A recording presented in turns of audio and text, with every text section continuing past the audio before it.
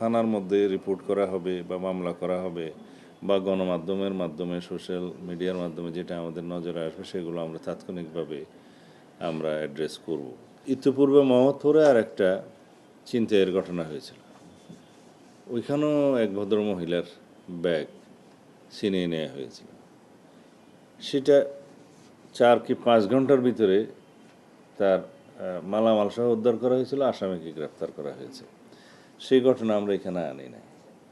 এরকম প্রতিনিয়তই আপনারাই মিডিয়ার মাধ্যমে এগুলো প্রচার করেছেন, এইভাবে সর্বত্র করা হচ্ছে। কিন্তু ওভারনাইট মোহাম্মদপুরের মতো একটা এলাকা যেখানে বহু বছর যাবত একটা, আমি বলবো যে অপরাধীদের অভয়ারণ্য হয়েছে, সেটা ওভারনাইট নির্মূল করা সম্ভব হচ্ছে না। তবে আমরা কিছু পরিকল্পনা নিয়েছি, সেটা এখানে আমরা এখন বলতে চাই না, ফাঁস করতে চাই না। যে মোহাম্মদপুরকেও আমরা নিয়ন্ত্রণে নিয়ে আসবো ইনশাআল্লাহ, সেখানে অপরাধীদেরকে নির্মূল করা হবে পর্যায়ক্রমে।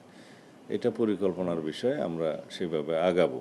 তবে এই বিষয়গুলো আমরা অ্যাড্রেস করছি, যেটাই আমাদের নজরে আসছে, যেটাই থানার মধ্যে রিপোর্ট করা হবে বা মামলা করা হবে বা গণমাধ্যমের মাধ্যমে সোশ্যাল মিডিয়ার মাধ্যমে যেটা আমাদের নজরে আসবে সেগুলো আমরা তাৎক্ষণিকভাবে আমরা অ্যাড্রেস করব।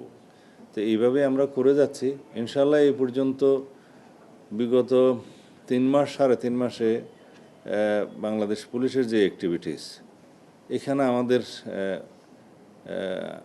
আনন্দিত হওয়ার অনেক বিষয় আছে। আমাদের পুলিশ সদস্যদের উৎসাহিত করার জন্য, অনুপ্রাণিত করার জন্য আমরা এই কাজগুলো করছি, তারা তাদের দায়িত্ব যাতে সঠিকভাবে পালন করে। তবে 2-1টা ঘটনা যদি তাৎক্ষণিকভাবে অ্যাড্রেস নাও করা যায়, সেটা আমাদের তদন্তের মধ্যে থাকবে এবং সেটা যথাসময়ে সেটা অ্যাড্রেস করা হবে।